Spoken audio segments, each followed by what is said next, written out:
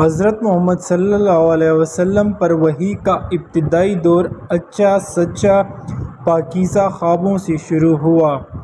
آپ خواب میں جو کچھ دیکھتے وہ صبح کی روشنی کی طرح صحیح اور سچا ثابت ہوتا۔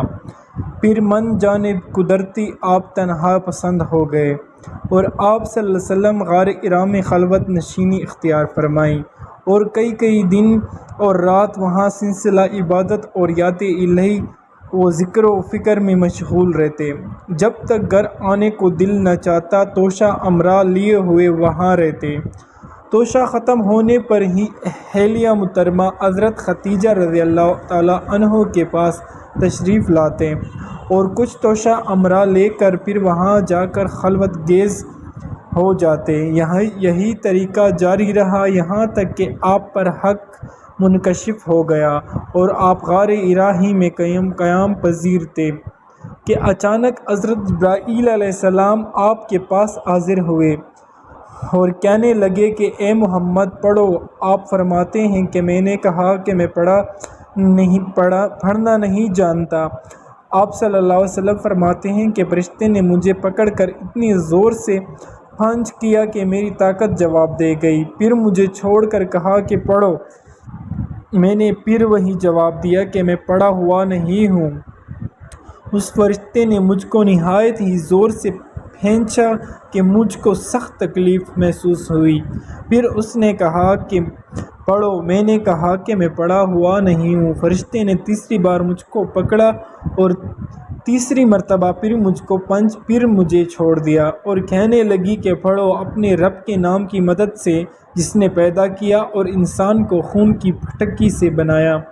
پڑھو اور آپ کا رب بہت ہی مہربانیاں کرنے والا ہے۔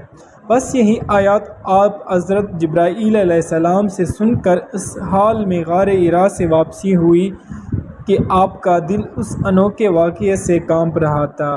آپ حضرت خدیجہ کے ہاں تشریف لائے اور فرمایا کہ مجھے کمبل اوڑھ دو۔ لوگوں نے آپ کو کمبل اوڑھ دیا۔ جب آپ کا ڈر جاتا رہا تو آپ نے اپنے زوج محترمہ حضرت خدیجہ رضی اللہ عنہ کو تفصیل کے ساتھ یہ واقعہ سنایا اور فرمانے لگے کہ مجھ کو ابھی اپنی جان کا خوف ہو گیا ہے۔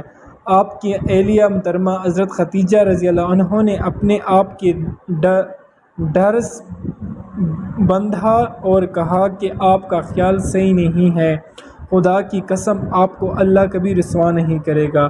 آپ تو اخلاق فاصلے کے مالک ہیں، آپ تو کنبہ پروار ہیں، بے کسوں کا بوجھ اپنے سر پر رکھ لیتے ہیں، مفلسوں کے لیے آپ کماتے ہیں، مہمان نوازی میں آپ بے مثال ہیں اور مشکل وقت میں آپ ہمارے حق کا ساتھ دیتے ہیں۔ اس اوصاف حسینے والے انسان یوں بے وقت ذلت و خواری کی موت نہیں پا سکتا۔ پھر مزید تسلی کے لیے حضرت خدیجہ رضی اللہ عنہ آپ صلی اللہ علیہ وسلم کی ورقہ بن نوفل کے پاس لے گئی جو ان کے چچا زاد بھائی تھے اور زمینی جہالت میں نصرانی مذہب اختیار کر چکے تھے اور عبرانی زبان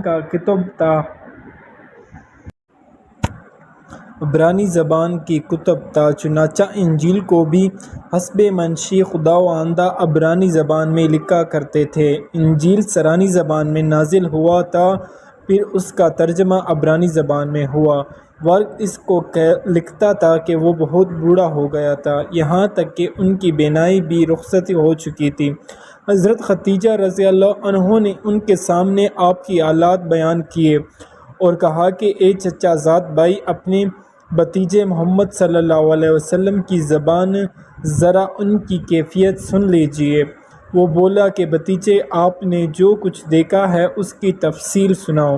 چنانچہ آپ صلی اللہ علیہ وسلم نے اول سے تا آخر پورا واقعہ سنایا، جسے سن کر ورقہ بے اختیار ہو کر بول اٹھا کہ یہ تو وہی ناموس معزز راز دانا فرشتہ ہے جسے اللہ نے حضرت موسیٰ علیہ السلام پر وحی دے کر بھیجا تھا۔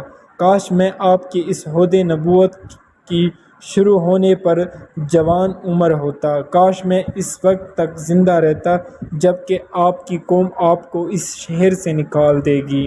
رسول اکرم صلی اللہ علیہ وسلم نے یہ سن کر تعجب سے پوچھا کہ کیا وہ لوگ مجھ کو نکال دیں گے، حالانکہ میں تو ان میں صادق و امین و مقبول ہوں۔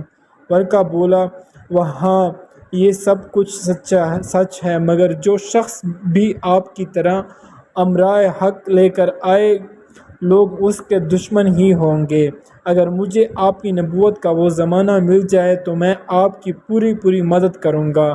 مگر ورق کچھ دنوں کے بعد انتقال کر گیا، پھر کچھ عرصے تک وحی کی آمد موقوف رہی۔